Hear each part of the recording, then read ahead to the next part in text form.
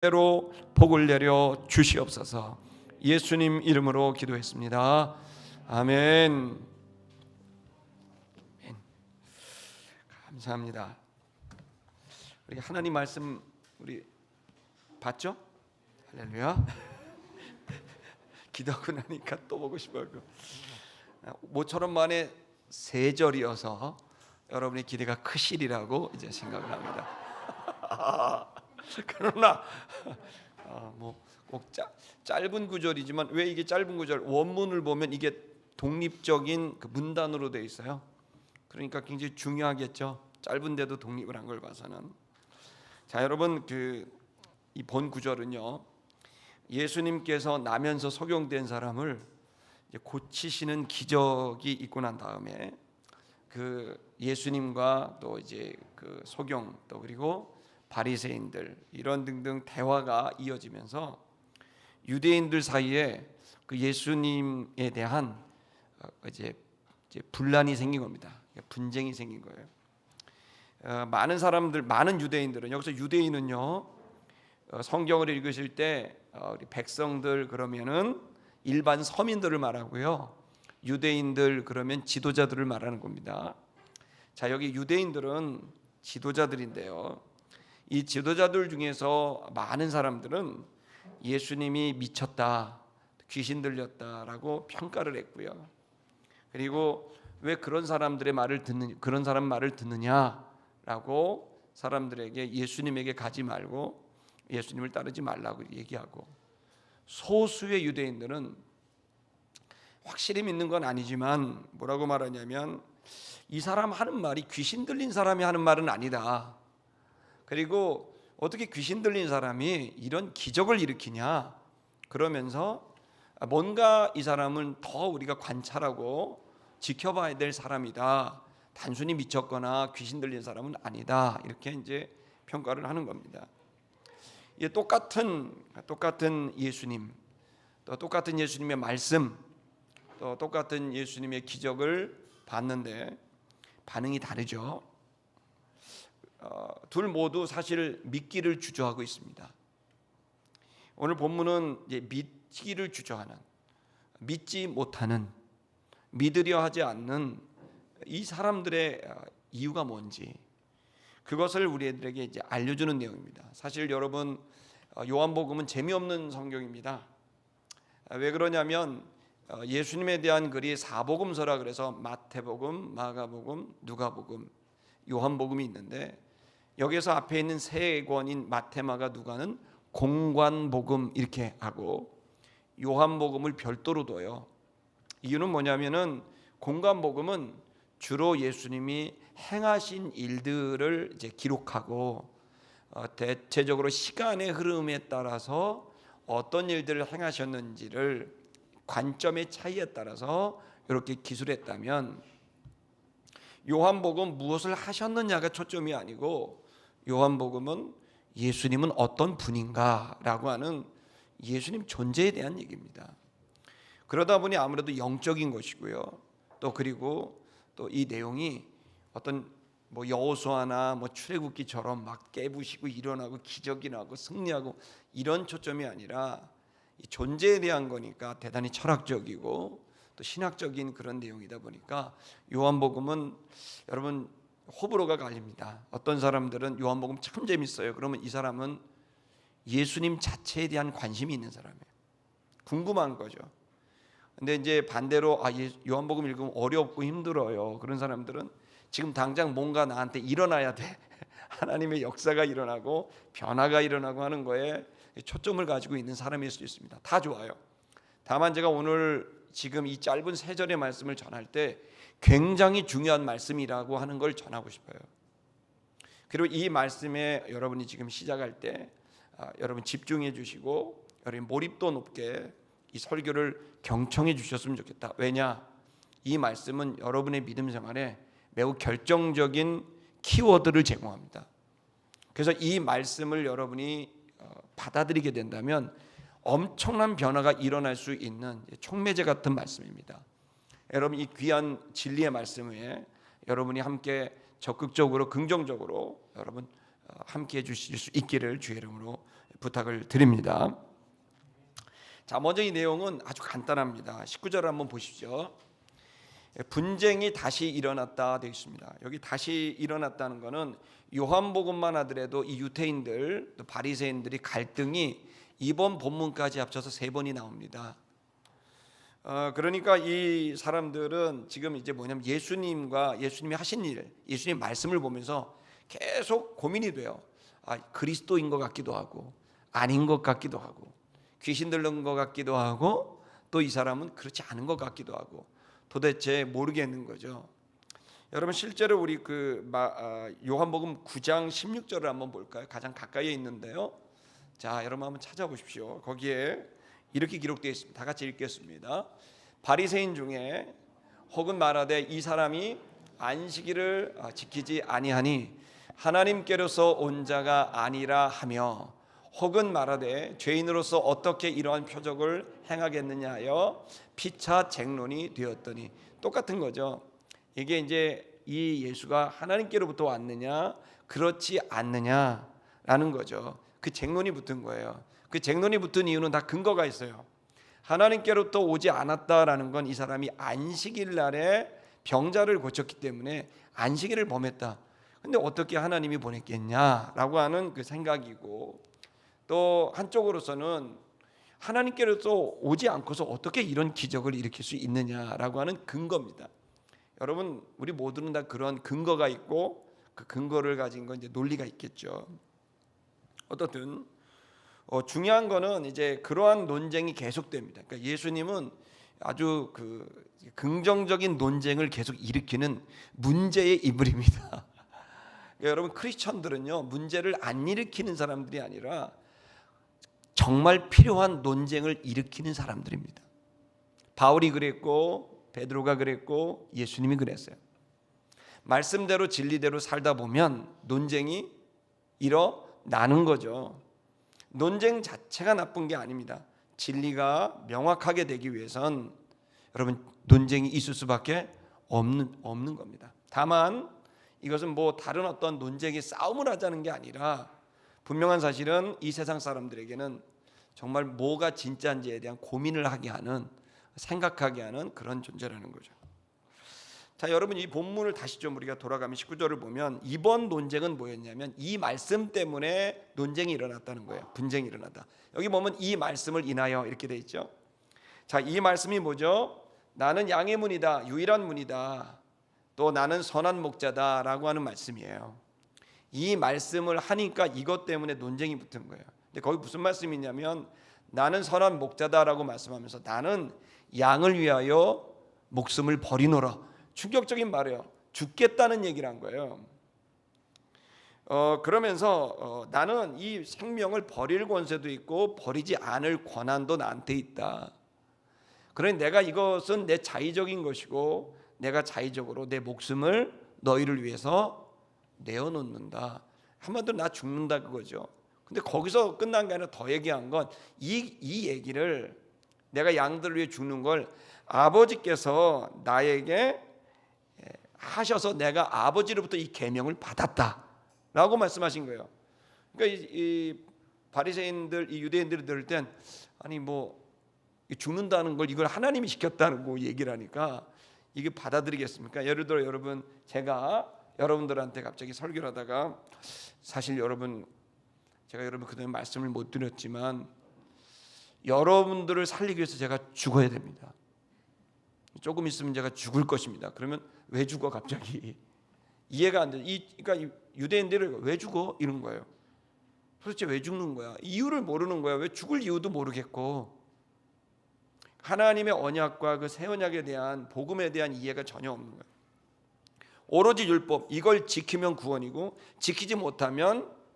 지키면 구원이고 복이고 지키지 못하면 벌이고 고통이에요. 이런 걸로 계속 살았는데 이 속에 그리스도가 와서 이 지키고 지키지 못하는 것을 그리스도가 대신하여 함으로 우리에게 그분을 믿음으로 그와 함께 묶여버리고 그와 함께 한 자에겐 예수가 그 언약을 지켰기 때문에 그 예수와 함께 한 자는 지킨 것으로 여겨주겠다라고 하는 이 새로운 언약의 갱신.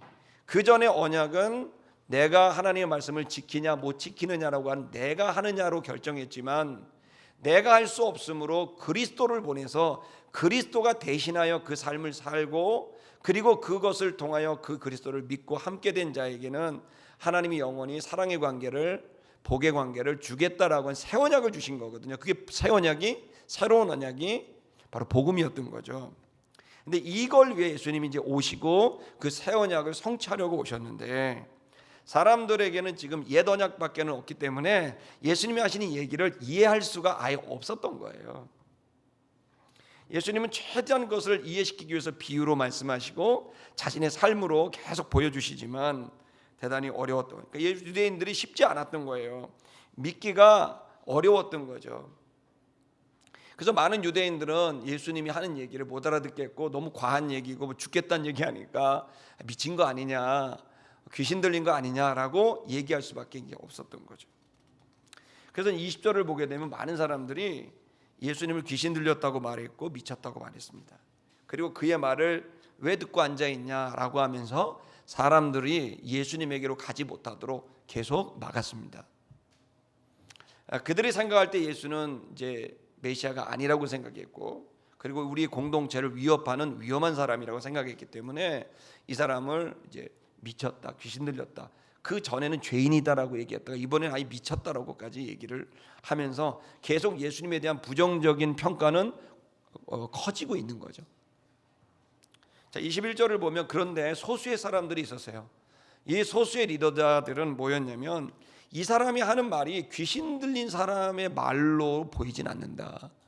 어떻게 귀신 들린 사람이 이렇게 말을 하냐. 그의 말은 너무 놀라운 얘기들이다. 이 사람이 얘기를 들을 때 어떤 건 우리가 정말 감당이 안 되는 이야기들이 있지만 적어도 이 사람의 얘기는 귀신 들렸거나 미친 사람이 하는 얘기는 아니다. 뭔가 있는 거다. 더 얘기한 건 뭐냐면 어떻게 귀신 들린 사람이 병자를 고칠 수가 있느냐 라고 하면서 이 소수의 사람들은 아직 예수님을 완전히 믿는 것은 아니지만 적어도 이 예수님의 뭔가 있다, 우리가 가지고 있는 생각을 넘는, 우리가 이해하고 있지 않은 그 어떤 그 뭔가가 있는 분이다라고 이제 이 소수의 사람들은 생각했죠. 마치 이 사람들은 요한복음 3장에 나와 있는 니고데모 같은 사람들이었던 거죠.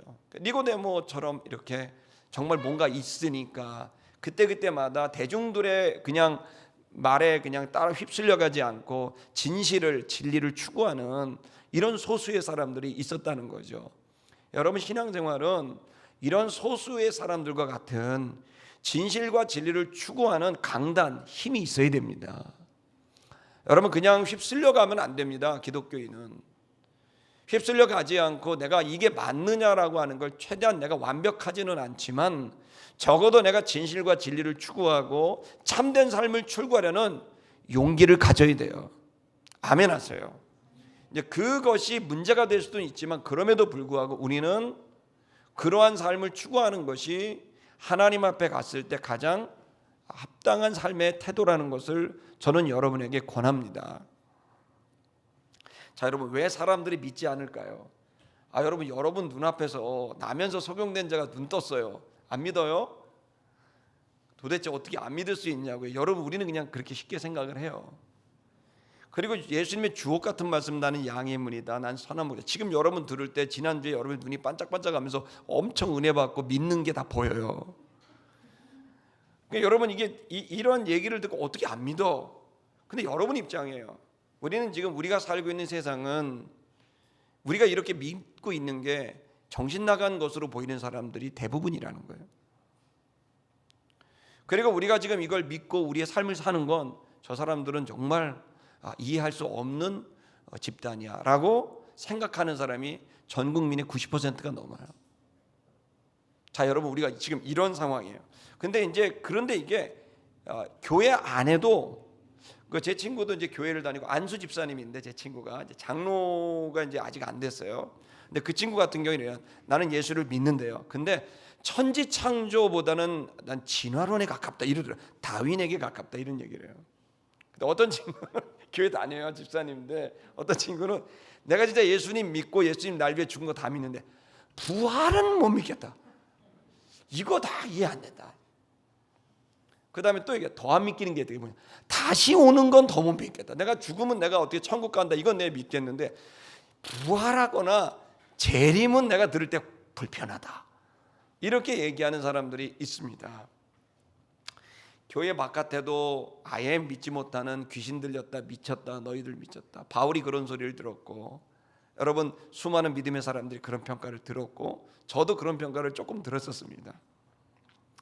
그런 정도의 아주 극단적인 믿음에 대한 불신이 있는가 하면 어느 경우에는 교회를 다님에도 불구하고 취사 선택을, 어떤 건 믿어지는데 사랑의 하나님은 진짜 좋아, 은혜의 예수님이 진짜 좋고 막 이렇게 막 사키오 지배가 이런 거 너무 아름답고 좋아, 부활은 못 믿겠는 거죠. 이제 재림은 더더욱 어려운, 이제 그러한 그 믿음의 어떤 정도의 차이가 있다. 이건 다른 말로 말하면요, 믿음은 분명히 정도의 차이가 있고 성장 정도가 있다라고 하는 걸 말해주고 있는 겁니다. 자, 여러분 이제 우리가 이 믿음에 대한 이해를 우리가 갖는 시간입니다. 자, 이 사람들이 왜 믿지 못했을까요? 그것은 이들이 태어나면서 그들에게 주입한 유대 공동체, 그리고 그들의 신앙 공동체, 그것으로부터 태어나면서 주입된 지식들이 있고, 그리고 그 지식들에 의해서 오랫동안 쌓이고 경험하면서 주입이 되기도 하고, 이스라엘은 여러분 쉐마 교육이라 해서 들려 스토리텔링을 해주는 거 아닙니까? 어릴 때. 그러니까 완전히 이게 머리가 이제 그 쇠뇌가 된 거죠. 근데 그 이야기만 하는 게 아니라 교리까지도 다 외워야 되니까, 그렇게 되니까 이제 그 태어나면서 얻게 되는 공동체로부터 얻게 됐고, 거기로부터 어떤 관념을 갖게 된 거죠. 일종의 고정관념을 갖게 된 거죠. 교리에 대한 고정관념들, 어떤, 그리고 또 기준들이 이제 세워지게 됐고, 거기에 묶여져 있는 의식들, 그리고 그 의식들로 계속해서 우리가 이해하게 되는 지식들이 계속 오게 되죠. 자, 그 지식들을 통해 결정을 하게 되는 거죠. 아, 저 사람 귀신 들렸다. 아, 이 사람은 하나님이 보낸 사람이다. 그렇게 하게 된 건 그들이 태어나면서 모태에서부터, 굉장히 유아교육이 중요한 거예요. 어머니 모태에서부터 다 이게 저장되는 거예요. 1살, 2살이 진짜 중요해요. 무조건 사랑을 줘야 걔네들이 평생 사랑을 받으며 살아요. 그래서 여러분 이게 진짜 중요한데, 어릴 때서부터 의식과 무의식에 저장이 되게 되는데, 그게 다 지식으로 쌓이고 감정으로 쌓인단 말이에요. 그것이 쌓이면 하나의 관점이 생기게 되고, 그 관점으로 우리 모든 걸 판단하는 거예요. 여기에 있는 대다수의 유대인들은 그 관점에서 귀신 들린 거고, 여기에 있는 소수자들은 그 관점에서 하나님이 보낼 수도 있다라고 생각하는 거예요. 그 생각을 하게 된 관점, 의견이 있기 전에 의근이 있었던 거죠. 그 의근이 그 공동체로부터 형성이 되는 거예요. 그래서 여러분 그것에 의해서 그들은 그 공동체가 가지고 있는 믿음, 신념이 있는 거죠. 그러니까 예수가 왔지만 예수를 믿는 게 아니라 그 전까지 그가 속해져 있었던 공동체, 그 일원들이 믿고 있는 그 믿고 있는 대상이, 그 신념화된 것들이 있었던 거죠. 그게 교리일 수도 있고, 그게 어떤 그 사람일 수도 있겠죠. 어떻든 그들이 계속 습득된 것에 의해서 그들은 이제 뭔가를 판단하게 되는 거죠. 실제로 여러분, 우리는 이 믿음이라고 하는 것이 생기려고 한다면, 관점이라는 게 생기려면 일단은 알아야 됩니다. 아는 것이 중요하죠. 여러분 알지 않는데 어떻게 믿겠어요? 알아야 믿을 수가 있는 거예요. 그래서 믿음은 피스티스라 그러는데요, 이건 이제 헬라 말로 설득당하다, 설득되다, 그런 뜻입니다. 그게 뭐냐면 일단은 지식이 들어와서 이게 나를 설득해 버린 거예요. 그래서 이제는 이걸 믿음이라고, 우리가 신앙이라고 보면 내 생각이 있었는데, 내가 기존에 이렇게 태어난 대한민국에서 태어났고 한민족으로 태어났고 60년대 태어났고 막 이러면서 쭉 시간 속에서 겪어온 나의 그 시간들이 나한테 어떤 관점을 줬어요. 근데 갑자기 진리라고 해서 뭐가 딱 들어온 거죠. 다른 관점이 들어온 거죠.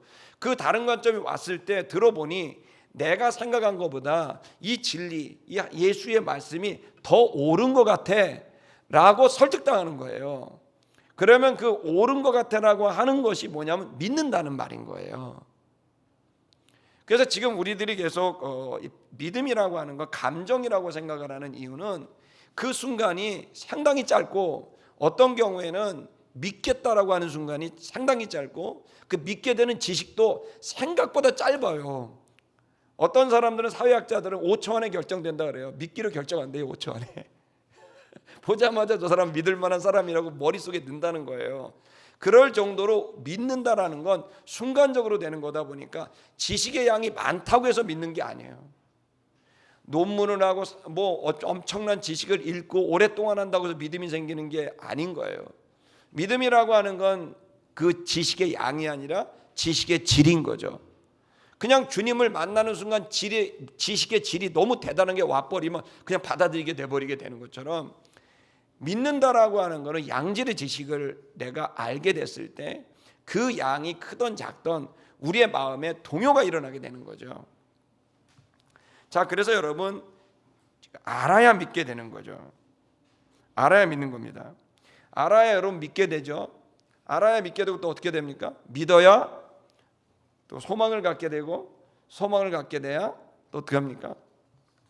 사랑할 수 있게 되는 거죠. 어쨌든 자, 다시 좀 돌아갑시다. 자, 많은 유대인들은 예수를 만나기 전에 예수의 얘기를 듣기 전에 예수의 기적을 체험하기 전에 자기들이 갖고 있는 지식이 있었던 거예요. 신념화된 지식이 있었던 거죠. 그리고 그 신념과 예수님의 모습과 예수님의 말씀이 배치된 거예요. 상치되는 거죠. 그러니까 믿을 수가 없었던 거고 심지어 어떤 사람은 귀신 들렸다고 얘기까지 할 수 있는 거죠. 그러나 반대로 소수의 사람들은 이게 배치되는 부분도 있다는 걸 아는 거예요. 그러나 또 한면은 이건 맞는다. 이건 맞는 얘기다라는 것도 있는 거죠. 그러면서 쉽게 결론을 내리지 않고 좀 더 알아보고 싶은 생각을 갖게 되는 그 진지함이 있는 거죠. 그래서 여러분 성경 말씀은요 사실 연구를 해야 돼요. 연구란 말은 자꾸 여러 번 본다는 뜻이에요. 여러 번 봐야 되는 거죠. 그래서 진실이 무언지를 이제 알아가게 되는 거죠. 지식의 반복이 되면요 어떤 사람은 직관이라는 게 없다고 얘기하는 학자들도 있고 그 직관이라는 건 지식의 반복의 결과다라고 얘기하는 사람도 있어요. 어떤 사람은 직관이라는 게 있다라고 말하는 사람도 있는데 그 있느냐 없느냐는 난 모르겠고 중요한 거는 일단 우리는 직관적으로 그냥 순간적으로 알아버리는 게 있다는 거예요. 그게 지식의 반복이든 아니면 어떤 신이 우리에게 준 어떤 능력이든 그 직관적으로 아주 순간적으로 알아버리고 믿어버리고 해버리게 되는 거죠. 어느 순간 깨달아지게 돼요. 툭 깨달아 이거네. 여러분 캠브리지에 가면은 그 사과나무가 있지 않습니까? 사과 떨어질 때 사과가 떨어지는데 갑자기 이 만류인력이 막 생각나는 거죠. 그런 것처럼 그것이 지식의 축적과 반복과 축적이든 아니면 신이 준 어떤 직관의 능력이든 그걸 떠나서 분명한 사실은 우리는 어떤 것을 알게 되고 알게 됐을 때 그것을 양심에 또 혹은 내 이성에 여러분 그것에 부합되게 되면 우리는 믿게 되는 거죠. 여러분 예를 들어서 이게 그 요한복음 7장의 말씀을 보면 예수님께서 이렇게 말씀하셨어요. 그러니까 이 사람들이 그 유대인들이 왜 이렇게 생각했는가? 그들이 가지고 있는 지식의 축적이 뭘 갖고 왔는지. 그 지식의 축적이 뭐였냐면은 메시아 목록이 있거든요. 그 메시아 목록을 보면서 예수가 거기에 맞지 않는 몇 가지가 있었어요. 이제 그것 때문에 그래요. 그래서 여러분 요한복음 42절 우리 좀 봐주실 수 있나요? 7장 42절. 자, 한번 읽어볼게요. 시작. 성경에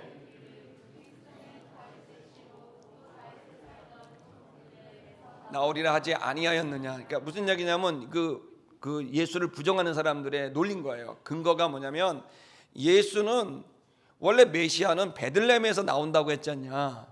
그런데 왜 이 사람 나사렛 사람인데 어떻게 메시아가 될 수 있느냐. 이 얘기를 여러분 요한복음에는 7장에 나와 있지만 원래 요한복음은 시간의 순서대로 배치된 게 아니에요. 이 사건은 예수님의 초기 사역이에요. 예수님이 초기에 성전에 올라가셔서 성전을 정화를 합니다. 그 성전을 정화하고 난 다음에 거기서 외쳤던 거예요. 그렇게 됐을 때 사람들이 이제 그 전에 세례요한이 예수에게 집중시켰고 사람들이 이제 세례요한이 집중시킨 예수에게 관심을 가졌는데 그 사람이 성전에 올라가더니 막 때려부시고 막 다 얘기를 하니까 사람들이 집중해 거기서 막 메시지를 막 전달하는 거죠. 뭐 누구든지 목마르거든 내게로 와서 마셔라. 이 말씀은 초기의 얘기거든요. 그러니까 사람들이 갑자기 다 쳐다보게 됐고, 자기들이 갈망하는 게 종교 행위를 아무리 해도 이게 해결이 안 되는데 진짜 목마른 거거든요. 내게로 와서 마시라라고 막 얘기를 하니까 사람들이 집중하고, 그때 사람들이 막 확 예수님에게 가는 것을 보면서 이 유대인들이, 지도자들이 했던 거는 뭐냐면, 초기에 이 사람이 메시아가 아니야라고 가지고 온 게 뭐냐면, 이 사람은 나사렛 예수야 라고 하는 거예요. 그러니까 뭐냐면 메시아일 수 없어라는 말로 표현한 게 나사렛 예수란 말이에요. 그래서 원래는 베들레헴 예수, 그러면 이제 메시아일 수 있어라는 거죠. 일종의 예수를 경계하는 언어고, 뭐 저도 이제 어떤 사람들이 별명할 때 이 규격봉투 이렇게 부르더라고요. 그래서 이 규격봉투, 그래서 이렇게 부르기도 해요. 그거 뭐냐면 그 사람의 이미지를 만들어 놓는 거죠. 규격봉투가 제 이미지인가요? 근데 이제 예수에게도 나사렛 예수라고 말을 하는 이유는, 첫째는 베들레헴이 아니니까 메시아가 아니야라는 말을 하려고 그랬던 거고, 두 번째는 뭐냐면 갈릴리와 나사렛 쪽에 자칭 메시아가 엄청 많이 나왔었어요. 수백 년 동안. 그래서 자기가 지금 뭐 여기 지나가다 보면 하나님의 교회라고 여기 방송국 있지 않습니까? 거기 여러분 마지막 기도할 때 어떻게 돼요? 하나님 안상홍의 이름으로 기도합니다. 이러고 기도해요. 하나님의 아들 안상홍의 이름으로 기도합니다. 그러니까 당황스러운 거죠. 그러니까 안상홍이라고 이제 자기가 이제 메시아라고, 뭐 통일교도 똑같습니다. 맥콜 파는 그 회사의 그 창업주도 본인이 뭐 메시아라고 이렇게 얘기를 하고 흰말을 타고 다니지 않습니까? 돌아가시고 부활하신다 그랬는데 아직 한 4년째 부활을 안 하고 계시지만, 그러니까 지금 이제 그런 사람들이 많이 있는 거죠. 이만희 씨도 이제 죽으면 부활하신다고 했으니까 지켜볼 필요가 있는 거죠. 근데 안 살아날 가능성이 높아요. 그런 이단들이 수백 년 동안 많이 있어 왔던 지역이다 보니 예수를 계속 폄하하는 아주 머리 좋은 유태인들이 계속 플레임을 씌워버리는 거죠. 그 대표적인 용어가 나사렛 예수인 거죠. 그래서 이 나사렛 예수라고 하면서 초반부터 믿지 않은 거예요. 그래서 예수님이 공생애를 하는 3년 내내 유대인들은 철저하게 예수님을 안 믿어요. 그리고 철저하게 예수님에 대한 험담을 하고, 그리고 대중들을 자신들이 조작되고 만들어 놓은 정보로 말을 하면서, 정보를 가지면서 예수를 계속 공격하게 되는 거죠. 자, 여러분, 이러한 것들 때문에 이 사람들은 계속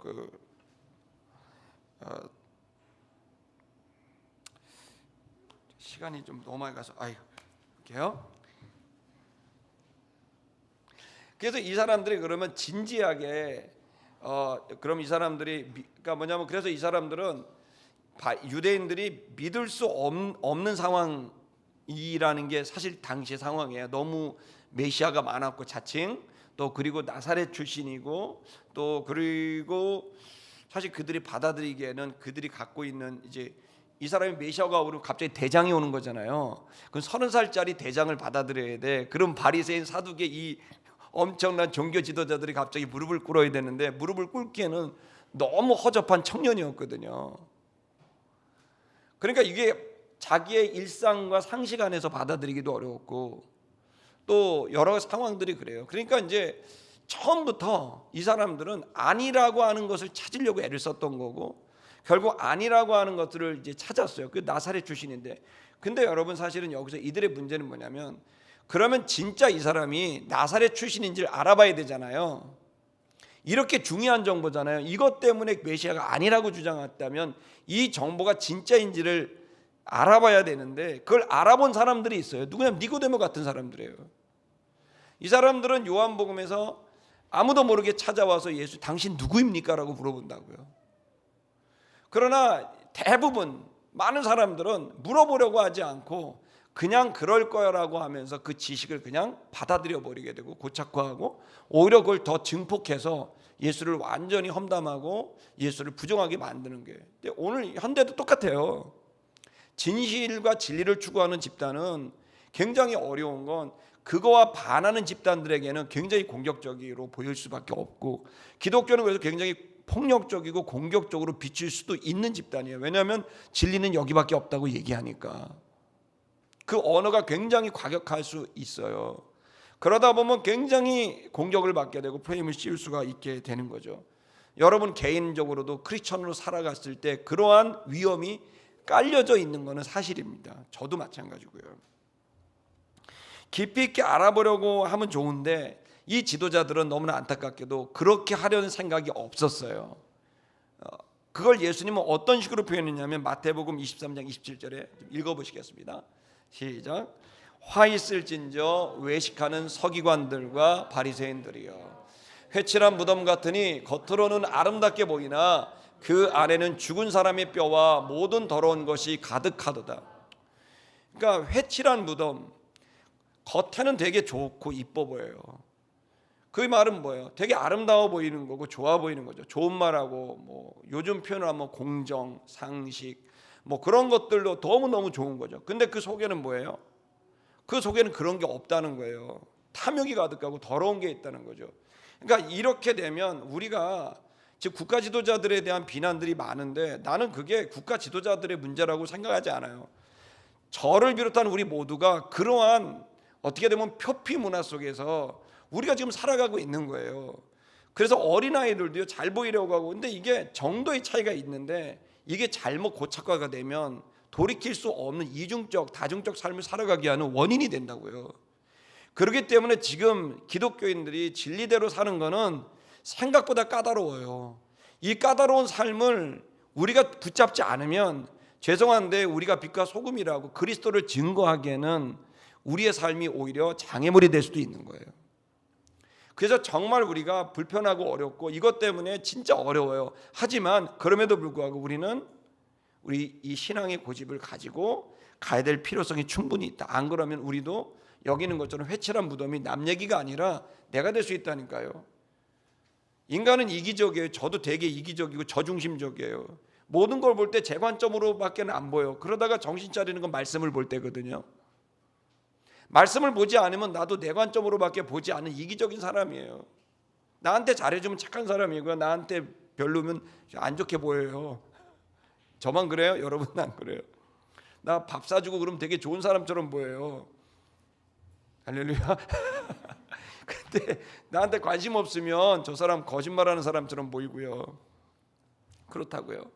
이걸 세례요한도 똑같이 말했어요. 독사의 자식들아 그랬다고요. 바리새인들과 사두개인을 보면서 분명한 사실은 그들 안에는 욕망이 있었고 이기적인 그죠? 그 욕망이 있었다는 거죠. 그것과 그 공동체 집단이 가지고 온 것들이 버무러지면서 그들이 그들만의 어떤 관점을 가지게 됐고 그걸 고집하면서 가다 보니 진실을 추구하기보단 믿고 싶은 걸 믿게 되는 일이 이제 벌어지게 된 거죠. 더 문제는 뭔지 아세요? 이것을 책임진 사람들은 지금도 서민들이 어렵지만 2000년 전에 1세기경의 서민들은 그야말로 최악의 삶을 살았거든요. 먹고 사느냐 하루에 2끼 이상을 못 먹었다 그래요. 로마의 압제 속에 세금으로 다 가져가죠. 그러니까 이 서민들은 벌어도 먹고 사는 게 어려우니까 입에 풀칠하기도 어려웠다고요. 그래서 이 백성들에게는 너무 중요한 게 뭐냐면 신이 하나님이 나에게 복을 주지 않으면 이 지옥 같은 늪과 같은 현실을 벗어날 수 없다고 생각한 거예요. 그러니까 얼마나 절박해요 이 당시의 서민들이. 당시의 서민들은 공부를 제대로 한 것도 아니고 부자가 된 건 계급 사회고 그야말로 노예처럼 살아가는 이 사람들이 오로지 한 가지 내가 잘 살게 되는 유일한 희망이 뭔지 아세요? 하나님이에요. 하나님이 내게 복을 줘야 된다. 그리고 메시아가 와야만 되는 거예요. 그래서 누구보다도 메시아를 기다렸고 일반 서민들도 메시아 목록을 다 외울 정도로 메시아에 대한 갈망은 대단했다고요. 그 메시아가 와서 이 가난을 해결해주고 이 그지 같은 내 삶을 바꿔주기를 바랬던 거예요. 그래서 이 사람들은 현실의 메시아를 바랄 수밖에 없었던 건 너무나 절박했기 때문이야. 근데 이거에 대한 이 관점이 모든 종교의 마음이고 모든 사람들의 마음인데 이걸 바꿔줬어야 되는 거죠. 누가? 지도자들이.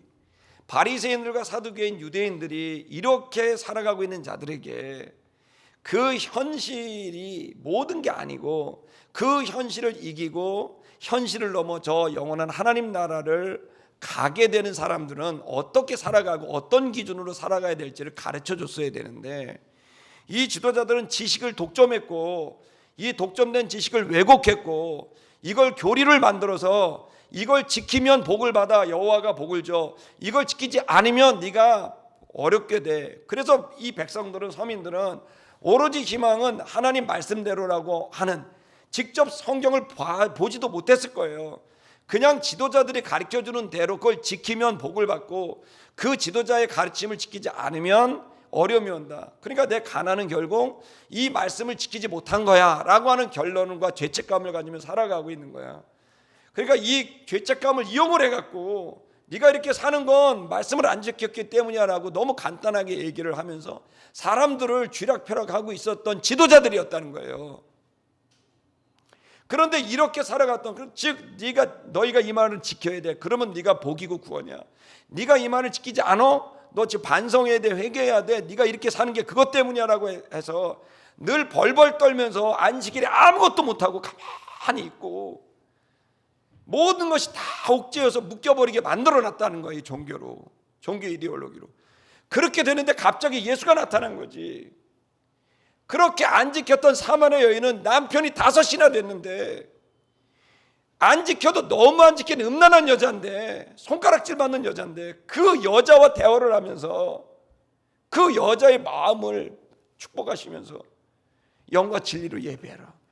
하나님 그런 자를 찾는다. 따라.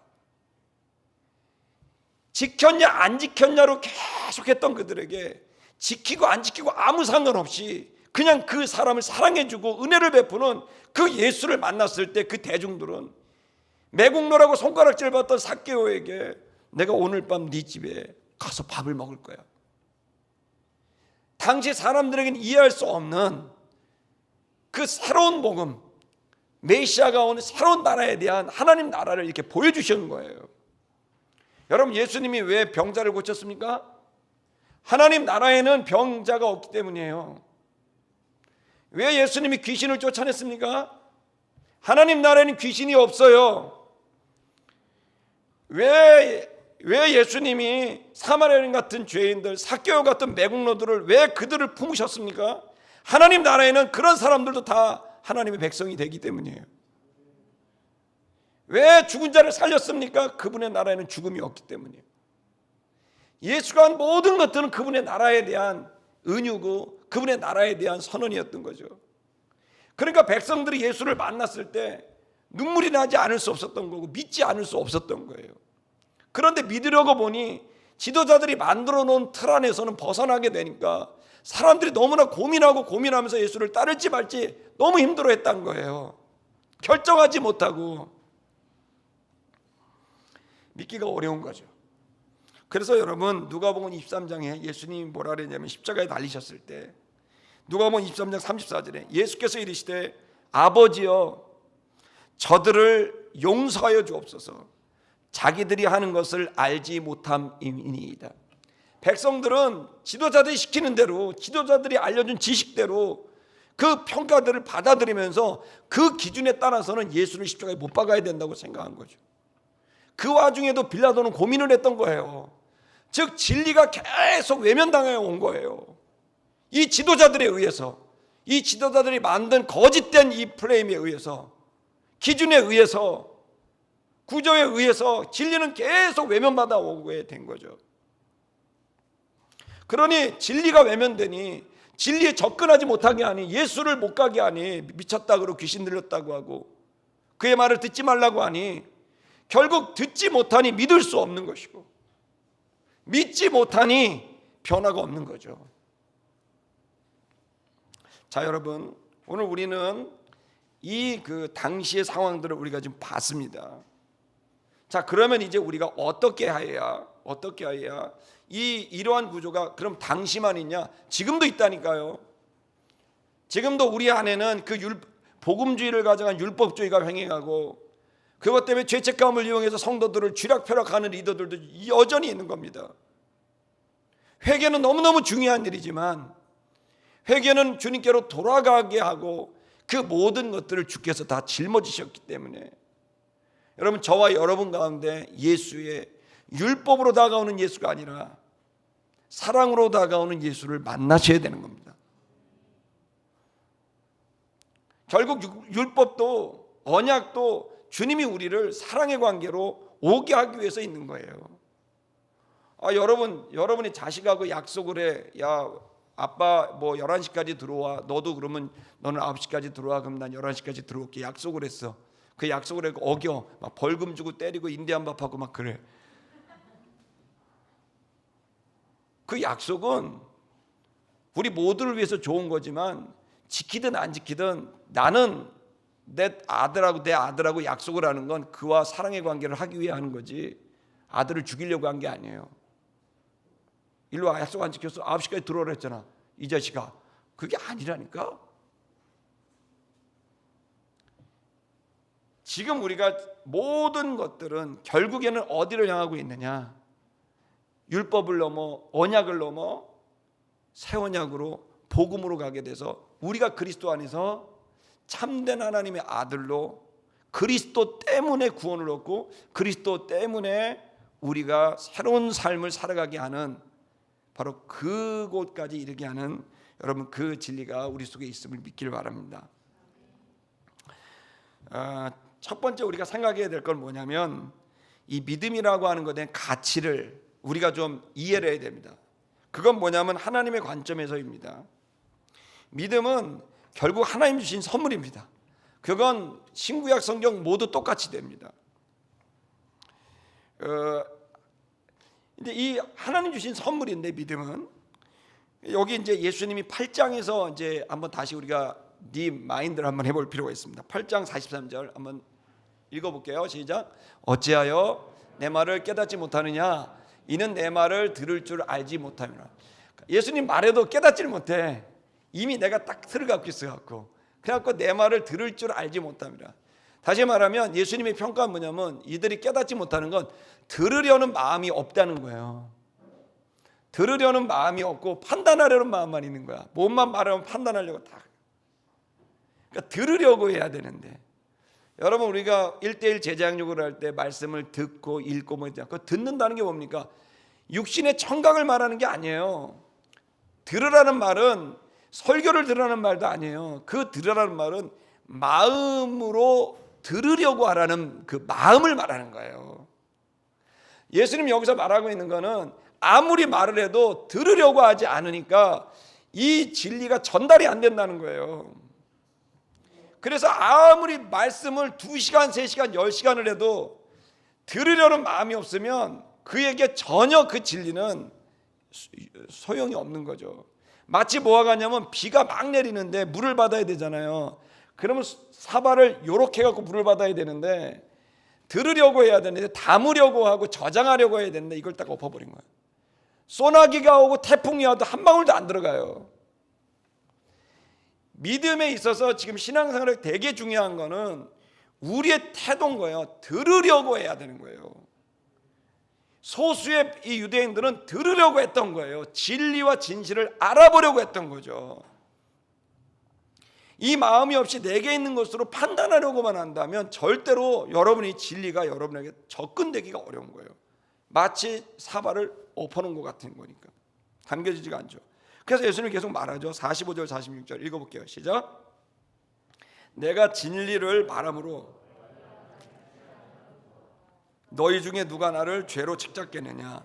내가 진리를 말하네 어찌하여 믿지 아니하느냐? 그러니까 예수님이 진리를 그러니까 여러분 저도 위로가 돼요. 여기서 막 설교를 하면 이게 이 설교의 말씀이 잘 안 돼도 늘 이렇게 예수도 진리를 전했으나 믿지 않는 사람이 많았으니 나도 위로가 된다. 예수가 와도 안 변할 사람들이에요. 그건 뭐냐면 들으려고 하지 않는 사람. 진리를 아무리 줘도 안 받으면 안 되는 거예요. 예수님이 직접 하신 말씀이에요. 그러면서 왜 그런 일이 벌어졌는가를 말합니다. 그 47절에 가서 왜 들으려고 하지 않는지를 말하는 거예요. 47절 시작.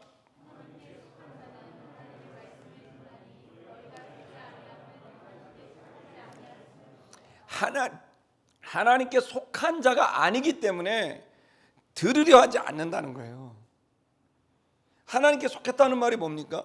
그분 아래서 속했다는 건 소속이 된다는 거잖아요. 그러니까 내가 누구에게 속해, 그러면 그 대장 말을 들어야 되는 거죠. 그러니까 내가 누구에게 소속되게 되고 그 밑으로 들어가게 되면, 내가 어느 회사에 소속돼, 그럼 그 회사 얘기를 들으려고 가는 거 아니겠어요? 예수님의 말은 뭐냐면, 하나님께 속한 사람이 아니기 때문에 하나님 말씀에 대한 관심도 없다는 거예요. 너희가 듣지 아니함은 하나님께 속하지 아니하였음이로다. 왜 안 들으려고 하느냐? 마음이 왜 그런 줄 아냐? 그건 너희가 하나님께 소속된 자로 네가 있지 않기 때문이다라는 얘기를 하는 겁니다. 무슨 얘기입니까? 이건 정확히 우리의 소속감, 즉 하나님 앞에 우리가 속해 있다라고 하는 의식인가? 나는 하나님의 자녀야, 나는 하나님의 종이야, 나는 하나님의 사람이야 라고 하는 그 생각이 없는 거야. 이걸 여러분 요한복음 1장에는 영접하는 자, 곧 그 아들의 이름을 믿는 자들에게 하나님의 자녀가 되는 특권을 주셨다고 되어 있다고. 그러니까 내가 어떤 자인지, 나는 하나님께 속한 하나님 밑에 있는 자냐. 여러분 조직 폭력배들도요, 깡패들도요, 그 형님 밑으로 가면 말을 다 듣습니다. 영화 보니까 그렇대요. 보니까 형님 그러면서 다 들어요. 자기 죽는데도 다 들어. 왜? 그 밑에 들어갔거든. 여러분, 저와 여러분이 먼저 생각해야 될 건, 왜 믿음이 안 생기냐? 가장 근본적인 건 내가 예수 밑으로 들어가지 않기 때문이에요. 내가 예수 밑에 들어간 자라고 생각하지 않기 때문인 거예요. 내 정체성인 거예요. 여러분, 지금 첫 번째 여러분과 제가 지금 이 시간 생각해야 될 건, 내가 주님 안으로 들어가 있는 존재라는 걸, 그걸 결정하느냐 결정하지 않았느냐가 말씀을 들으려고 하느냐, 아니면 그냥 평가하려 하느냐, 아니면 시간 때우면서 저 친구랑 왔으니까 내가 시간 때우고 가겠다라고 생각하느냐, 이걸 결정하는 거예요. 즉 진리가 와닿느냐 와닿지 않느냐는 그것에서 결정돼요. 여러분, 그래서 두 번째 믿음에 대한 대단히 중요한 건, 예수를 믿으며 살 것을 결정해야만 믿음이 시작되는 거예요. 그러니까 믿음의 시작은 믿음이 아니라 결정인 거예요. 지금 아멘을 안 하네요. 그 결정하는 게 굉장히 중요해요. 결정한다는 말은 집중한다는 말이거든요, 라틴어로. 그러니까 결정했다는 거는, 결정하면 집중했다는 거예요. 그러니까 설득력 있게 오는 거죠. 그러니까 믿음의 시작을 말씀을 드릴게요. 자, 많은 정보가 올 수 있대요. 한 30년 동안 예수 믿는 어머니 밑에 살 수도 있어. 근데 내가 한 번도 예수 믿는 사람을 못 만난 적도 있어. 근데 어느 순간이 딱 되면 정보의 양이 아니라는 건 명확합니다. 어느 순간이 딱 됐을 때 툭 던져지는 그 메시지에 갑자기 마음이 확 움직이는 거예요. 레마의 말씀이라 그래요.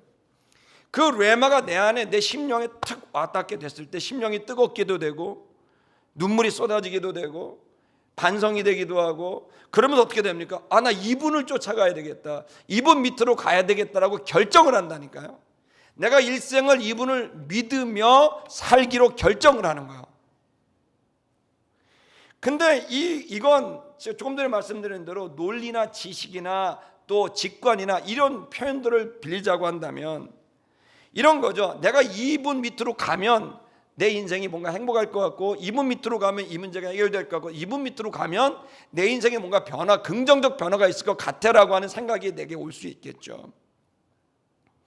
여러분, 그렇다면 여러분, 되게 중요한 건 신앙에서는 결정하는 거예요. 그래서 영접하는 자, 그렇게 딱 말했다고요. 결정하는 거예요. 그 영접이란 말이 여러분 잡는 거거든요. 붙잡는 순간을 결정하는 거죠. 자, 잘 보세요. 결정 편향 현상이 벌어지는 거예요. 결정 편향. 무슨 말이냐면요, 여러분, 우리가 그 확증 편향이라는 그 말이 있습니다. 잘 쓰는 말은 아닌데, 내가 뭔가를 결정하잖아요.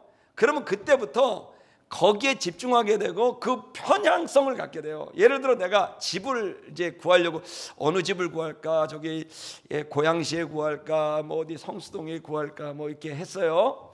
자, 그런데 내가 결정을 해. 내가 성수동에 집을 사기로, 여기 주거하기로 결정을 딱 하잖아요. 그럼 어떤 일이 벌어지냐면 갑자기 성수동에 결정을 하고 나니까 갑자기 여기 오면 되게 좋을 것 같은 요소들이 보이기 시작해. 아닌가?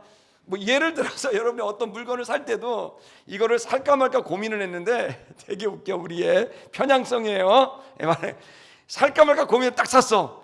아, 이거 좋을 것 같아서 이제 그 순간 딱 사면 갑자기 이제 내 눈에 뭐가 보이냐면 이걸 잘 샀다라고 하는 근거가 보이기 시작해요. 그래서 이거 보니까 생각이 잘한 것 같아.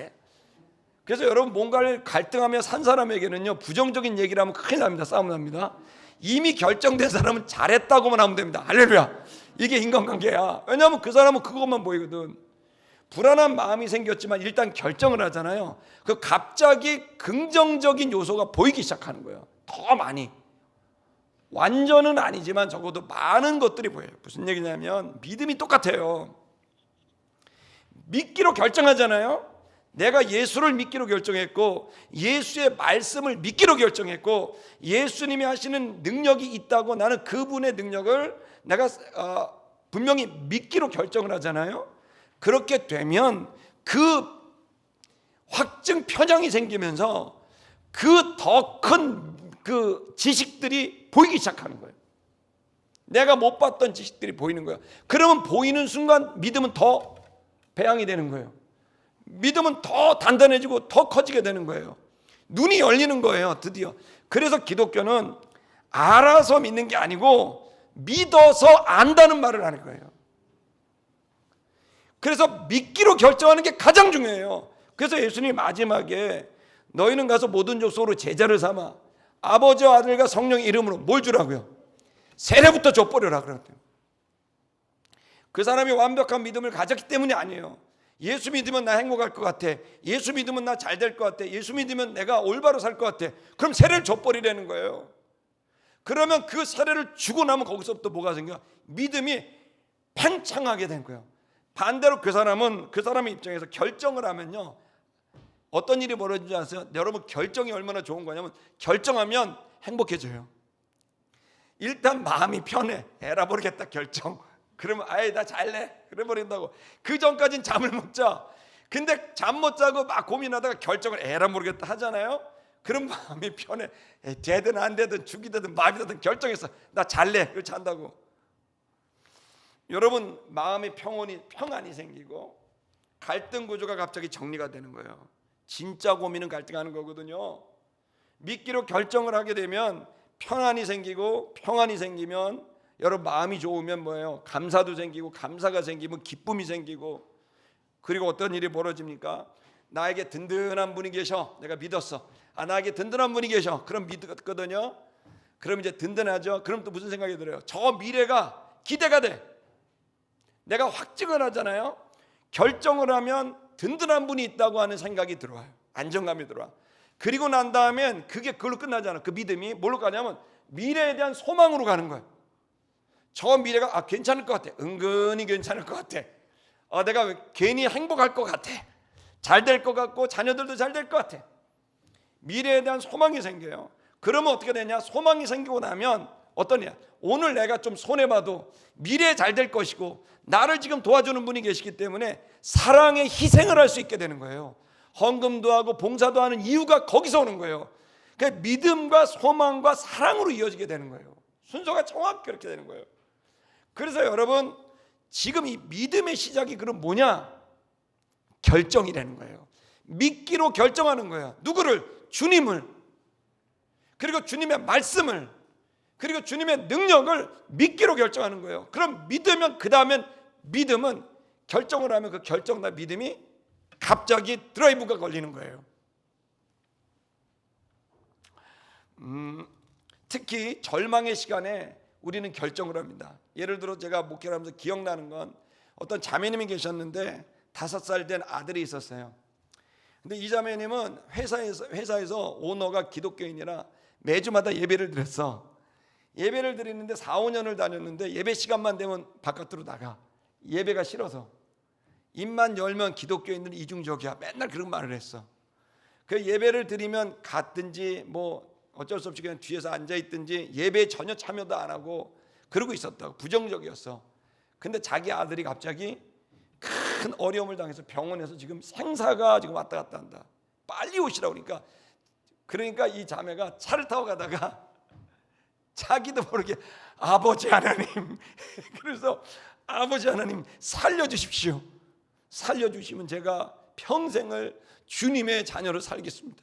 주를 위해 일하겠습니다. 제발 아들을 살려주십시오 라고 고백을 한 거야. 근데 아직까지 교회를 잘 다니고 있어요. 하나님은 우리를 부르실 때 말이에요, 굉장히 절망적인 상황에서 결정하게 만들어요. 결정을 일단 하고 나면 6, 7년 동안 교회를 안 다니고 언저리를 대던 사람이 이제 안으로 들어와서 나는 하나님께 속한 자야, 예수께 속한 자야, 교회에 속한 자야라고 하는 순간 그 다음부터 나는 평안이 찾아오고 기대가 찾아오고, 그리고 여러분 희생과 용기와 헌신이 내 안에 자연스럽게 나와요. 문제는 뭐냐면 결정하지 않는 거야. 내가 예수의 사람인지 세상 사람인지 결정이 안 되고, 내가 이 교회 사도인지 아니면 그냥 뭔지 결정이 안 돼. 안 되면 절대 어떤 유익도 없어요. 그러면 점점 평양이 똑같아.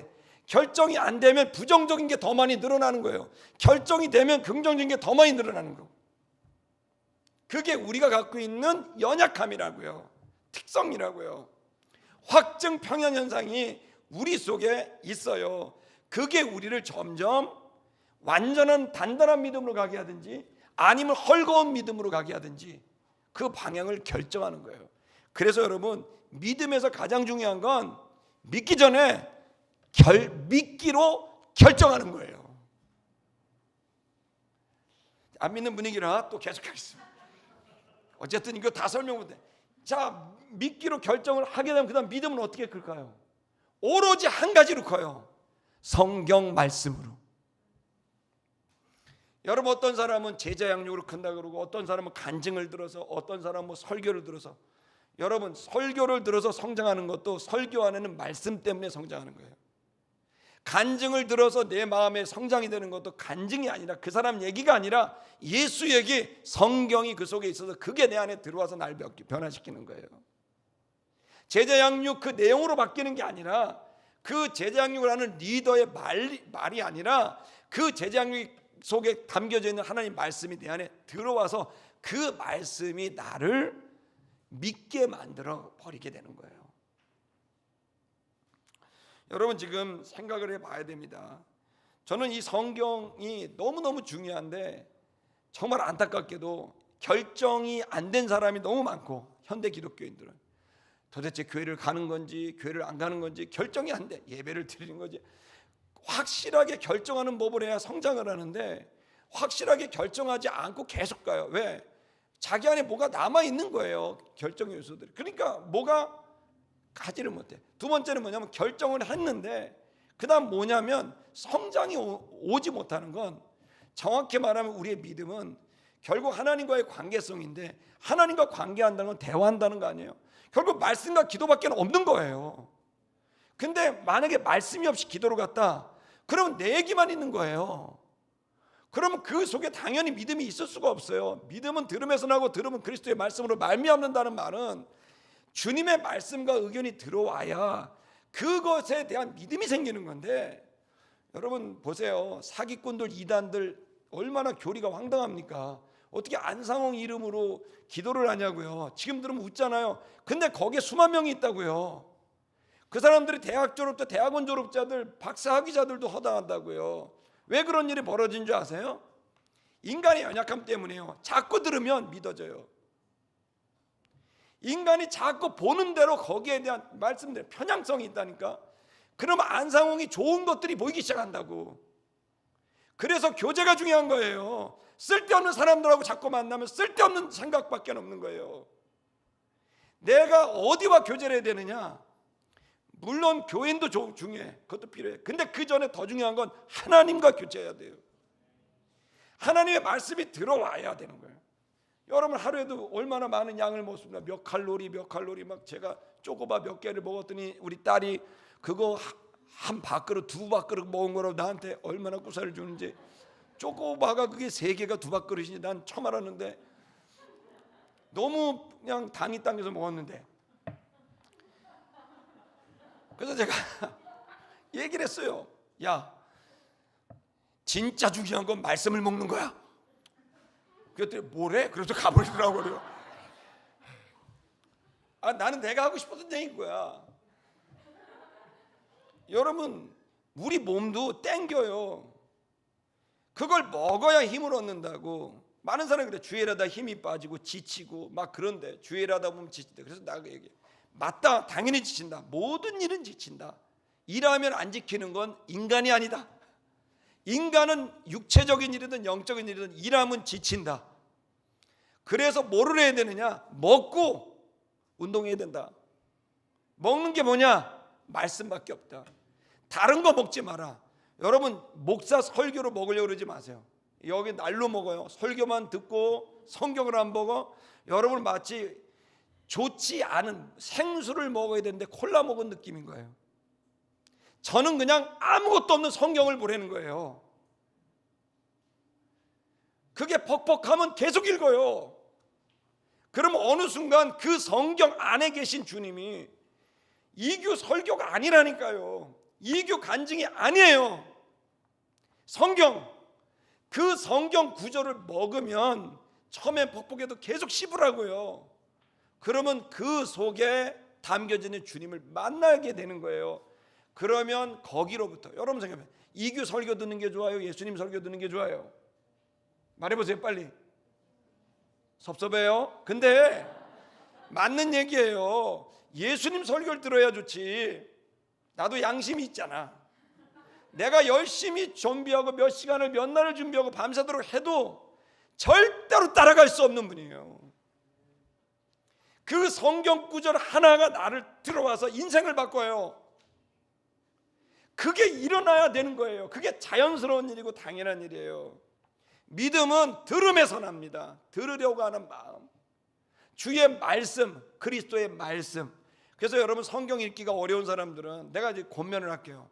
제 간증입니다. 제가 어릴 때 예수님을 믿고 처음으로 했던 건 제자 양육을 받은 게 아니에요. 제가 했던 누구도 가르쳐주지 않았어요. 교회도 내가 숨어서 다녔거든, 밤에. 근데 그때 내가 고3 7월달 말부터 봤던 게 요만한 누군가가 기드온 성경책이라고 파란색인데 마태, 마가, 누가, 요한 그리고 사도행전만 들어있는 성경책이에요. 한쪽은 영어고 한쪽은 한글이야. 난 그것만 읽었거든. 근데 그게 되게 쉬워. 스토리거든. 요한복음이 제일 어렵고. 근데 이걸 읽으면서 보면서 너무 쉬워. 예를 들어 뭐 여러분이 로마서 이런 거 보면 너무 헷갈리거든요. 내가 아름다운 게 성도 여러분에게 말씀드릴게요. 하루에 5장을 읽으면 1년이면 1.5도 그래요. 내가 해봤다니까. 50장을 읽으면 15독을 하는 거예요. 여러분, 우리가 지금 여러분이 절대적 성경의 양이 부족해. 여러분, 우리가 서부교회 왜 갑니까? 서부교회랑 연합 왜 하려고 그래요? 뭐 공간이 넓어갖고 그거 해서 뭐 부동산이 뭐 다 쓸데없고 필요 없는 얘기예요. 결국 우리가 온전한 믿음이 돼서 쓰임받지 않은 거예요. 작은 예수가 돼서 이 시대 속에 지금 북녘에 우리 동포들이 어떻게 살고 있는데, 해칠한 무덤과 같은 정권 73년 동안 3대 세습을 하고 있는 이걸 그냥 두냐고. 저 백성들이 세상에서 가장 안타까운 백성들 아닙니까? 30만 명이 탈북 중에 있는데 이런 아름다운 자매들이 30만 원, 60만 원이 팔려가고 있다고, 중국 바보들한테. 이런 현장이 지금 몇십 년째 되고 있는데 선교지 가보십시오. 이 공간이 김진우 골입니다. 크루즈족한테 복음 전하려 목숨을 다합니다. 결국 우리가 해야 될 일이 있는 거예요. 이 땅에 수많은 청소년들이 죽어가고 있고 다 돈돈하고 있는 거야. 애들이. 이게 도대체 제대로 된 나라가 되고 있냐고. 진짜 선진한국이 됐나요? 누가 해요 이거를? 제가 하고 여러분이 하는 거예요. 근데 저하고 여러분이 하려고 그러는 힘이 없어요. 모든 일은 믿음으로 말미암거든. 여러분, 누군가 믿었기 때문에 이 빌딩을 지은 겁니다. 그 믿음은 보이지 않지만 그 속에 있는 거예요. 누군가 믿음을 품었기 때문에 믿음대로 행동하니 이 빌딩이 나온 거 아닙니까? 세상에 어떤 것도 다 믿음으로부터 시작합니다. 그 믿음이 강해야 일을 이룰 수가 있어요. 믿는 사람도 안 믿는 사람도 다 믿음으로 하는 거예요. 성도 여러분, 여러분과 제가 단단한 믿음이 되어야 됩니다. 그 믿음이 여러분을 이기고 마귀를 이기고 세상을 이기는 거예요. 강하지 않으면 도울 수 없습니다. 힘이 없으면 못 돕습니다. 죄송한데 다 헛소리입니다.